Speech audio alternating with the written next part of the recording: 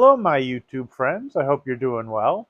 Do you expect the price of eggs to fall back down to 99 cents a dozen, or potentially lunch with your friends to go back to 10 or $15 a head versus 30, or tickets to a show to drop back down to that $30, $40 range versus the $150 it is now? The answer is no. Why do you expect the housing to collapse to where it goes back to prices from the past? Stick around, we're going to talk about the housing market today.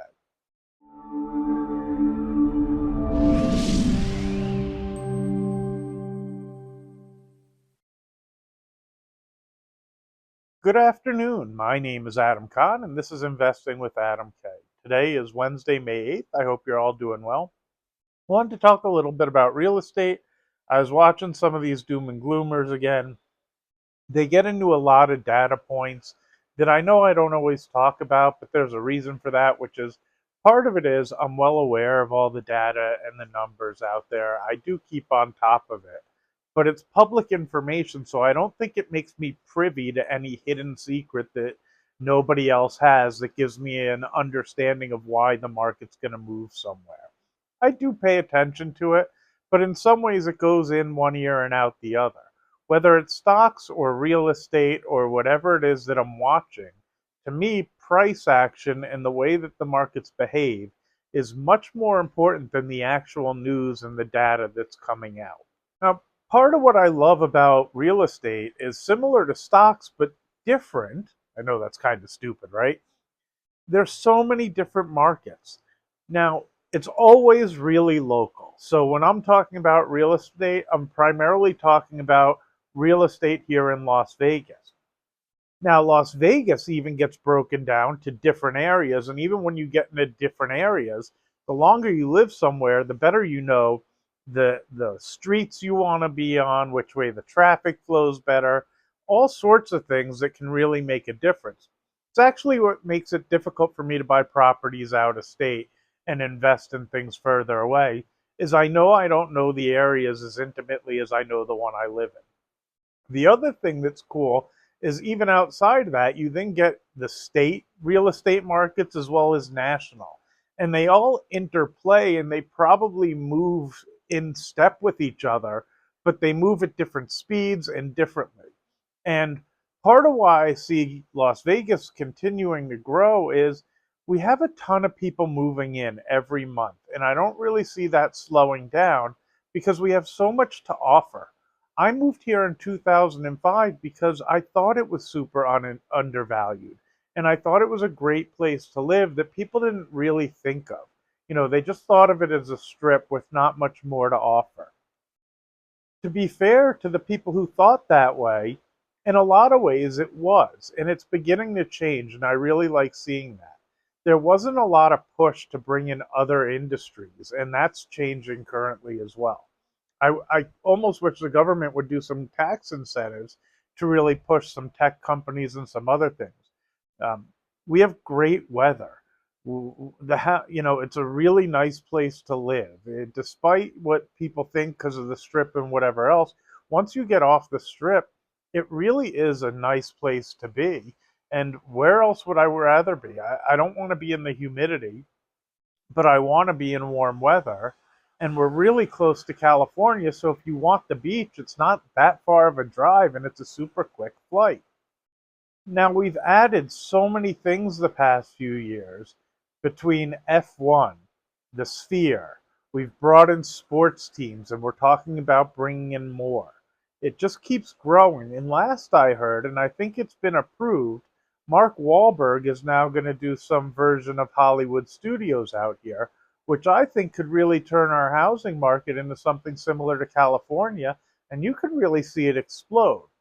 I get that prices look high, but part of the intro when I said, do you expect eggs to go back to 99 cents a dozen? Why on earth would you expect the housing market to go back to where it was either? I really think if you see interest rates come down, which is what seems to be the indication from the Fed as to what we're probably going to see, and mortgage rates from there, I do think that actually supports the prices of houses and potentially pushes it higher. Out here in Vegas, at least, there is a lack of inventory. We don't have enough homes to support the demand. If Mark Wahlberg gets the Hollywood studios opened up, then you're going to have all of the actors and actresses. And I don't want to overstate it. When I say all of them, I don't mean all of them. But imagine you're a surviving actor or actress and you make a good salary. You make, let's pretend, and I'm pretending, you make $300,000 a year. It's a good salary and you live in LA. Well, how are you living in LA? What kind of home do you have? What kind of car? How do you get around? What can you afford? What can you not afford? My guess is you're living in a 1 or 2 bedroom apartment, probably not in the best part of town, and you're covering your expenses and surviving between the higher cost of living and the higher taxes versus an opportunity to move in Las Vegas with the same income. And if you're making that kind of money in Las Vegas, you live extremely well. You can live in whatever you consider the nicest areas. You have a nice big house. You can still have money for a car. If you want, your kids can go to private school. Between what you save on the state taxes, the other taxes, and everything else in terms of the cost of living in California versus Las Vegas, you just totally changed your life simply by moving 4 hours away. And if now there's an opportunity to work there that's similar to where you were, what an incredible opportunity. I think that really could push us to the next level where we really become unaffordable. If people think we're already unaffordable, if this goes through and the people start moving here, I think it really could push us way beyond what people expect. I think that's part of what's gone on with the other things that's come into town because when you have a sports team come, only do you have all the athletes, but you have the coaches and the doctors and the agents and anybody else who wants to be around the stadium who have good incomes and they need places to live. It actually should improve our health system. It should improve the school systems. It should create a lot of opportunities, which is why I hope that the government keeps pushing it and drawing in other industries that get outside just the casinos and the strip. If I were to guess, if you went back 20 or 30 years and it was primarily just the casinos and the strip, they probably had a lot of political power and didn't want to lose their workforce. Now, as the city's beginning to grow and continuing to grow, I don't see the competition the same, and others have more of a voice.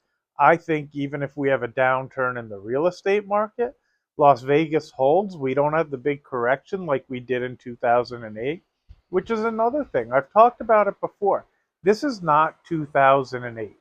Things are different. I understand that the prices went up a lot, but part of the fact that people are hoping for that, and my God, if you're hoping for that, I hope you remember about all of the lost jobs and everything else.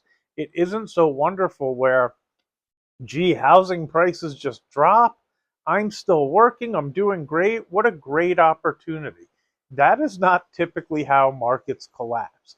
Typically, they collapse and, geez, I'm not working. And even if I see it's a great opportunity, I'm not in the position to take advantage of it. So I suggest those hoping for a crash maybe rethink their mindset as to what they're really hoping for. And getting upset about the government and corporate greed makes no sense. It doesn't do you any good. It leaves you stuck in a rut. The other thing is, corporations aren't really greedy. Just like people, their goal is to better their position and make money. I would guess most of you try to save and put away and put yourself in a better position. I don't know that that makes you greedy. And I don't think companies trying to find ways to profit and earn money makes them these evil, awful, greedy companies. I think it's just a natural progression of what capitalism is. So, despite the higher interest rates and the higher prices, and housing being the least affordable it's been in the past 30 or 40 years, I don't really see that changing. Just like a dozen eggs now costing $6 or more, housing costs more. Rents have gone up, and what people expect to pay per month has gone up. When I think back to when I started doing mortgages and what I would qualify people for, and the area where they were comfortable in terms of a monthly payment is significantly less than what it is today. So if interest rates go lower, my guess is you see housing prices go higher because there is still demand and the people who come in are comfortable with a higher payment than they were previously. If interest rates go down, that isn't going to change the payment that the people are comfortable paying right now. So, in turn, lower interest rate, same payment, that means you're going to be buying a more expensive item. I don't think you're going to get more bang for your buck. I think it's the same inflation. So when the rates come down, my guess is you'll see the prices go up to offset that monthly payment so it's still the same as where it is today. Now, this is not financial advice. Please don't make any decisions in terms of investments based on what I'm saying. You guys need to make what's the decision that's right for you. But I also suggest it the same way with the other people. I wouldn't let those gloom and doomers talk you out of doing what you want to for your life.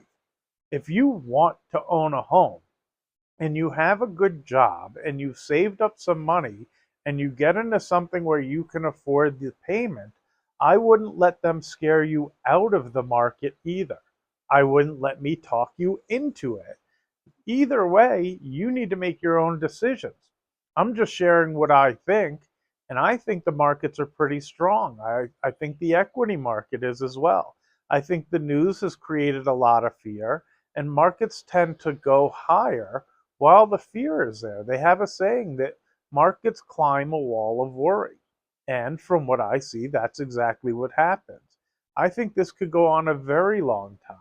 The Fed is not trying to cause a collapse. They are trying to slow things down, and the economic numbers are already beginning to show that. What's interesting is the economy's still doing okay. When I look around at different restaurants, yes, I see some that look like they are struggling immensely. And I wonder if they're able to survive and how long they're going to make it. At the same time, there are other places that look like they're thriving, both with the higher prices. So I just think it's a tough economy that people are working their way through, but I don't see it going back to the way it was. I don't see being able to buy concert tickets again for $60, $70. I just don't see that happening. I don't see car prices plummeting to where I could pick up a new car for, the Honda Accord used to be $23,000. I really don't see a scenario where that's going to be what we see down the road. So my suggestion is adjust to where we are today and make your decisions on housing or equities or what it is based on today's prices. And if things ever correct, hopefully you're in a position to maybe add on instead of worrying about this big collapse is coming, so I don't want to move forward. Anyway, I know I haven't said it. I've been trying to wait until later. I had somebody complain in the video, and I think they're right that talking about it in the beginning turns people off and maybe they don't get to the meat of the discussion. So if you've made it, and I hope you have, do me a favor, hit that thumbs up button, smash that like button, hit the subscribe, make some comments. Let me know what you think about the economy. Nobody likes the inflation, including me.